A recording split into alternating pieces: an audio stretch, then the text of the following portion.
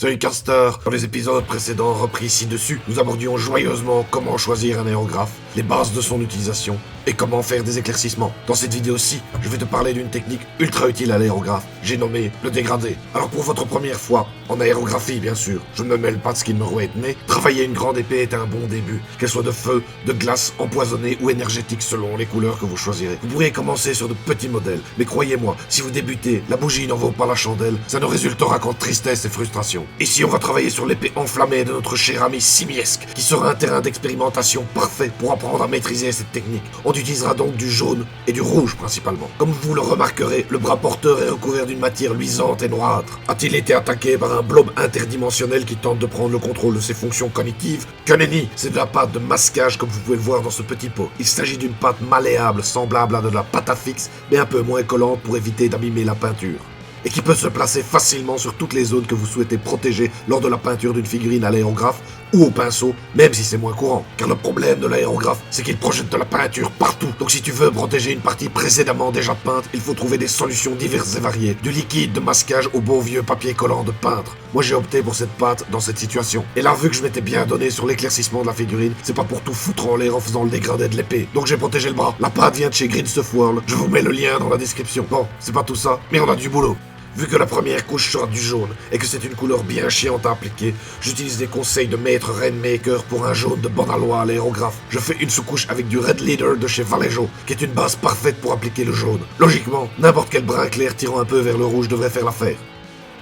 Ensuite, on va mettre du jaune sur le bas de l'épée. Ici, du Flat Yellow de chez Vallejo. De nouveau, n'importe quel jaune, ni trop citron, ni trop orange fera l'affaire. Mais suffisamment de couches pour que le brin sous-jacent ne se voit plus. Dans d'autres cas, on veut garder les ombres. Mais pas sur une épée enflammée, hein, Castar.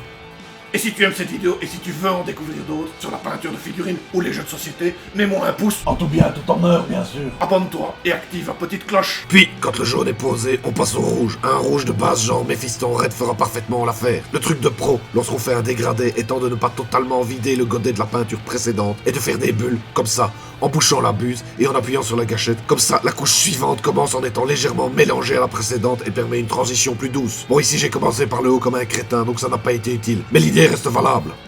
On fait donc le haut de l'épée de manière bien appuyée, puis au fur et à mesure qu'on descend vers le jaune, on va passer des couches de plus en plus fines, ce que tu obtiendras en réduisant l'appui sur la gâchette, donc moins de peinture et moins de pression, et en laissant juste un fin voile, pour que le dégradé se fasse naturellement entre les deux teintes. Fais bien attention à ne pas trop en mettre sur la jonction entre les deux couleurs, sinon après tu es parti pour un cercle vicié de repassage sans fin d'une couleur à l'autre pour atteindre ton objectif final. Bon, en soi c'est pas très grave, hein. Ça prouve que tout est corrigeable, mais si on peut bien faire du premier coup, c'est toujours agréable.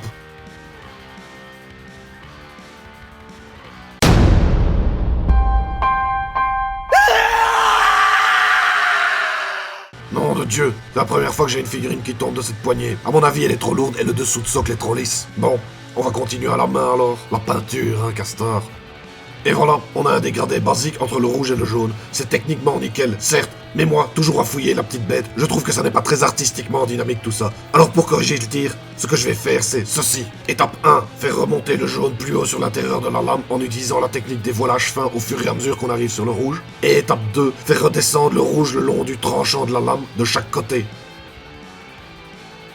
Et pour finir, un petit pchit de blanc pur à la base de l'épée pour simuler le métal chauffé à blanc.